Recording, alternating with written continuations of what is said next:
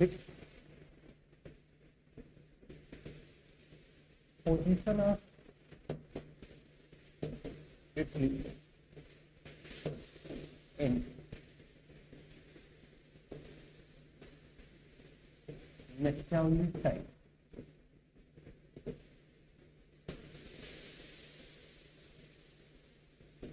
मैक्यावली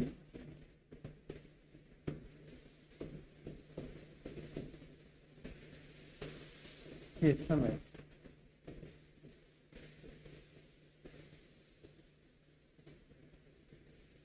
Italy की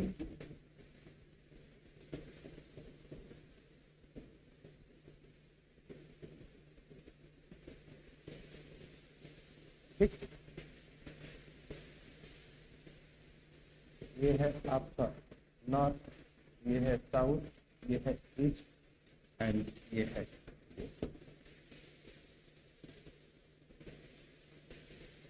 ठीक, पहले समझ लो फिर लिखना बाद में। इस पूरी स्थिति यानी एक तरीके से मान लो कि ये अगर कंडीशन क्लियर होगी, पूरा का पूरा मैक्यावली का थॉट क्लियर हो जाएगा, कुछ नहीं बचेगा इसमें। इटली के सेंटर में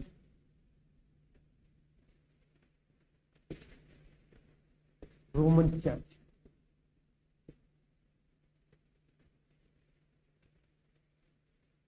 इटली के सेंटर में Roman church, Italy Roman church के ईस्ट में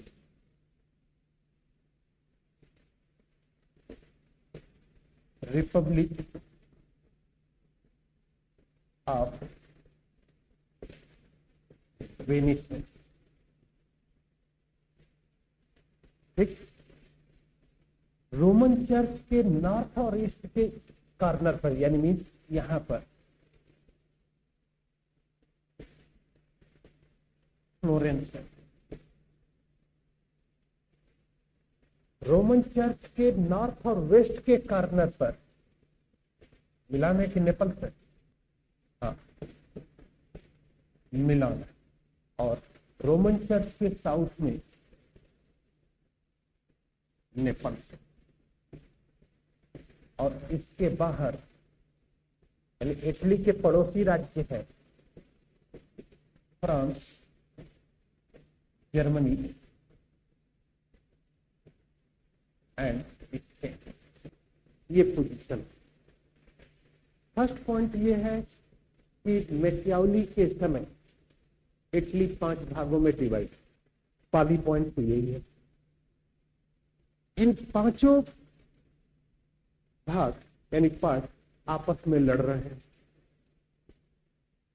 और जब ये आपस में लड़ रहे हैं तो मैक्यावली देखता है कि अगर ये आपस में इसी तरह लड़ते रहे तो इटली डे बाय डे कमजोर होता जाएगा, और पड़ोसी राज्य फ्रांस, जर्मनी और स्पेन कभी भी इटली पर आधिपत्य कर सकते हैं और इटली का अस्तित्व हमेशा के लिए समाप्त हो जाएगा। इसलिए मैक्यावली के सामने जो सबसे बड़ी समस्या है वह है इटली को शक्तिशाली बनाना। अब इटली को शक्तिशाली बनाने के लिए इंटीग्रेशन ऑफ इटली चाहिए।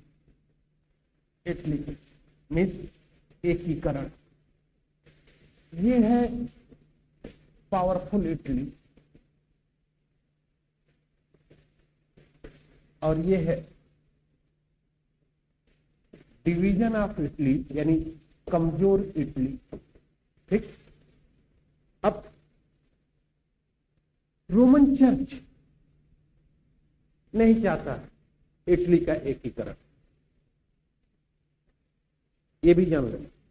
ये रोमन चर्च नहीं चाहता है कि इटली का एकीकरण हो, क्योंकि रोमन चर्च ये जानता है कि अगर इटली का एकीकरण हो गया तो हमारा इंपॉर्टेंस खत्म हो जाएगा। और रोमन चर्च लगभग 500 से लेकर 15वीं सेंचुरी तक जो मिडिल एज है, इस मध्य युग में रोमन चर्च की सुपरमेसी है। यानी मीन्स अपने मध्ययुगीन महत्व इंपॉर्टेंस को बनाए रखने के लिए रोमन चर्च नहीं चाहता है कि इटली का एकीकरण। इस फ्रांस, जर्मनी, स्पेन का सपोर्ट रोमन चर्च को मिल रहा। यानी मीन्स कि फ्रांस, जर्मनी, स्पेन को रोमन चर्च सपोर्ट कर रहा है, रोमन चर्च को सपोर्ट कर रहा है। अब जब रोमन चर्च को सपोर्ट कर रहा है, दूसरी बात कि वेनिस इन पांचों भागों में सबसे शक्तिशाली है। वेनिस इन पांचों भागों में सबसे शक्तिशाली। अगर रोमन चर्च को फ्रांस, जर्मनी और स्पेन का सपोर्ट नहीं मिलता तो वेनिस चाहता तो इटली का एकीकरण कर सकता है, लेकिन वेनिस के पास इतनी शक्ति नहीं है कि रोमन चर्च के विरुद्ध लड़ाई लड़ने के साथ साथ वो फ्रांस, जर्मनी और स्पेन से लड़ ले। ये पूरी स्थिति थी। फ्रांस, जर्मनी और स्पेन में डिक्टेटर मोनर्की सिस्टम है, डिक्टेटर मोनर्की सिस्टम है, यानी मीन्स निरंकुश राजतंत्र है। और इस निरंकुश राजतंत्र के कारण फ्रांस, जर्मनी और स्पेन पावरफुल स्टेट बन जाते हैं, शक्तिशाली राज्य बन जाते हैं। अब मैकियावेली भी क्या चाहेगा? मैकियावेली भी चाहेगा, क्योंकि मैकियावेली का ऑब्जेक्ट है इटली को शक्तिशाली बनाना। इटली को शक्तिशाली बनाना मैकियावेली का ऑब्जेक्ट है। और मैकियावेली देख रहा है कि फ्रांस, स्पेन, जर्मनी निरंकुश राजतंत्र के कारण शक्तिशाली बन रहा है, तो मैकियावेली भी किस शासन प्रणाली का सपोर्ट करेगा? निरंकुश राजतंत्र। वो भी चाहेगा कि निरंकुश राजतंत्र। एक सिचुएशन तो ये निकल गई। दूसरी पोजीशन ये है, दूसरी जो पोजीशन यहां पर आ रही है कि डिवीजन ऑफ इटली का रीजन क्या है? डिवीजन ऑफ इटली का रीजन है ह्यूमन नेचर, मीन्स मानव स्वभाव।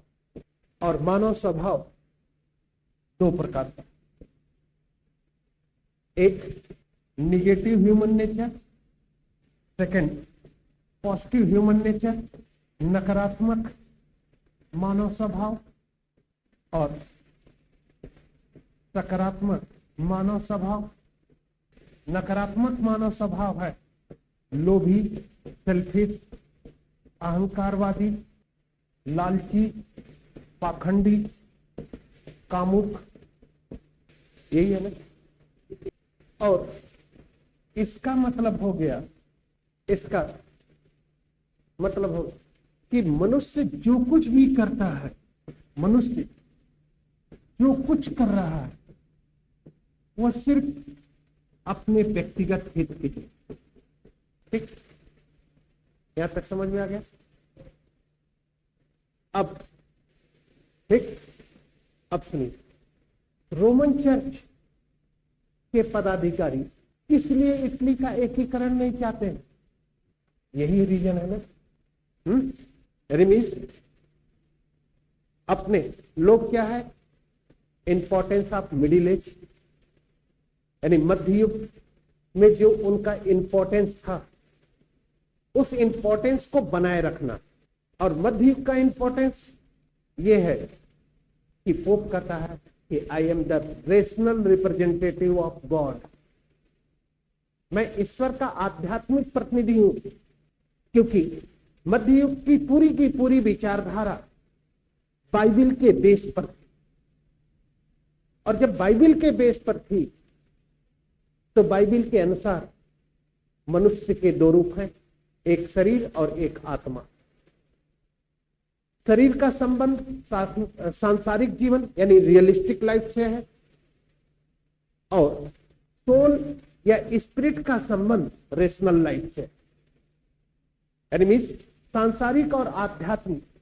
दूसरी बात कि आत्मा को मुक्ति तभी मिलेगी जब वो पाप और पुण्य के बंधन से मुक्त हो जाए। इसलिए रोमन चर्च कहता है कि तुम मेरी शरण में आओ। जब तुम मेरी शरण में आओगे तो मैं तुम्हें मुक्ति का रास्ता दिखाऊंगा, जिसके कारण क्रिश्चियनिटी में, पूरी की पूरी क्रिश्चियनिटी में रोमन चर्च के प्रति आस्था और विश्वास पैदा हो जाता है। और आस्था और विश्वास जब पैदा हो जाता है तो ऐसी स्थिति में रोमन चर्च लोगों को आध्यात्मिक लाइफ के बारे में बता रहा है, आध्यात्मिक जीवन के बारे में बता रहा है, और कहता है कि तुम मेरी शरण में आओ, मैं तुम्हें मुक्ति का रास्ता दिखाऊंगा। लेकिन शर्त यह है कि जो व्यक्ति रोमन चर्च के अधीन गया, क्या उसे वास्तव में मुक्ति मिली? ये कौन बताएगा? ये कौन बताएगा कि मैं रोमन चर्च की शरण में गया और रोमन चर्च की शरण में जाने के पश्चात मुझे मुक्ति का रास्ता मिल गया? परिणाम हुआ कि रोमन चर्च के पदाधिकारी या रोमन चर्च के जो ऑफिसर हैं, pope and other officer of the Roman church, लोगों को धर्म की दुहाई देकर पारलौकिक जीवन के बारे में बात करता है और स्वयं लौकिक रियलिस्टिक लाइफ में जी रहा है। डे बाय डे पूरी क्रिश्चियनिटी में तमाम प्रकार की बुराइयां आ जाती हैं, और इन्हीं बुराइयों को दूर करने के लिए पुनर्जागरण और रिफॉर्मिस्ट मूवमेंट की शुरुआत हो जाती है। एक रीजन तो ये। अब यह पुनर्जागरण फ्लोरेंस से शुरू होता है, और मैक्यावली भी फ्लोरेंस का है। पुनर्जागरण की शुरुआत कहां से हो रही है? फ्लोरेंस से। और मैक्यावली है कहां का? फ्लोरेंस का। इसका मतलब कि पुनर्जागरण आंदोलन का इंपैक्ट मैक्यावली के ऊपर पड़ना क्या है? स्वाभाविक। और पुनर्जागरण का मतलब हो गया कि यूनानी और रोमन विचारधारा का पुनः अस्तित्व में आ जाना। यानी मीन्स कि ग्रीक थॉट और रोमन थॉट जो व्यक्ति के यथार्थ जीवन को रिलेट कर रहे हैं, व्यक्ति के यथार्थ संबंधों को रिलेट कर रहे हैं, उसको स्थापित कर रहे हैं।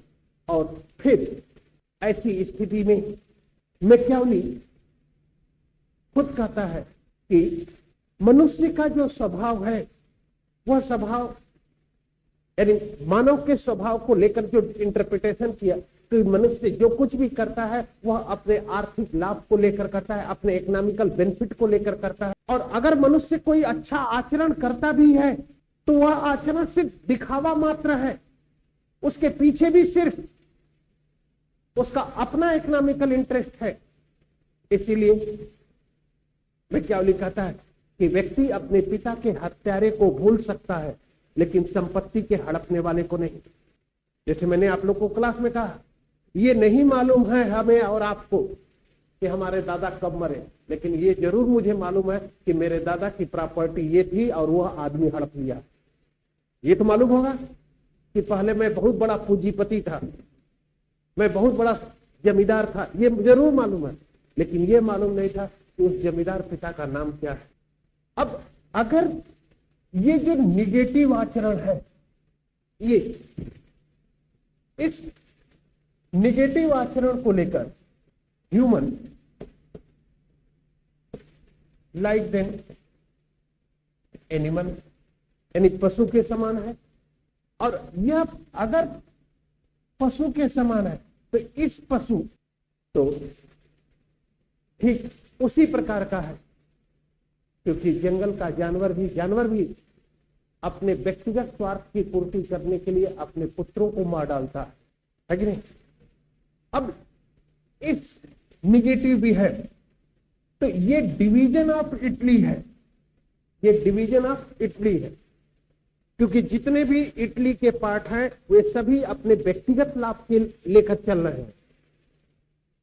और फिर इटली का एकीकरण है, तो जो अनकंट्रोलिंग बिहेव है, जो अनियंत्रित मनुष्य का जो अनियंत्रित व्यवहार है, उस व्यवहार को हमें क्या करना पड़ेगा? कंट्रोलिंग करना पड़ेगा। और कंट्रोलिंग करने के लिए हमें किसकी जरूरत पड़ेगी? शक्ति की। और यह शक्ति किसके पास है? मोनर्की सिस्टम, राजतंत्र है कि नहीं? जैसे एग्जाम्पल रेड लाइट पर पुलिस वाला न रहे तो मनुष्य का व्यवहार यही होता है। और जैसे ही पुलिस वाला रहता है उसका व्यवहार नकारात्मक के जगह पर क्या हो जाता है? तो क्या कहा जाता है कि किसी भी व्यक्ति से अगर अच्छे आचरण की उम्मीद करनी है तो उसे क्या करना होगा? डंडे का भय दिखाना। जैसे तुम लोग भी हो उसी तरह। नहीं पढ़ता है तो तुम लोग का आचरण कैसा है? नकारा। अब पढ़ने के लिए, विवश करने के लिए क्या चाहिए? डंडा, है कि नहीं? और ये जो पॉजिटिव बिहेव है यानी कंट्रोलिंग बिहेव है, ये क्या होगा? इटली का एकीकरण। और इटली का जब एकीकरण होगा तो इटली क्या हो जाएगी? शक्तिशाली बनेगा। और जब इटली शक्तिशाली बनेगा तो इटली के जो पड़ोसी राज्य हैं, जो शक्तिशाली राज्य हैं, वह इटली पर कभी वर्चस्व या प्रभुत्व की स्थापना नहीं कर पाएंगे और इटली का अस्तित्व बना रहेगा। क्लियर?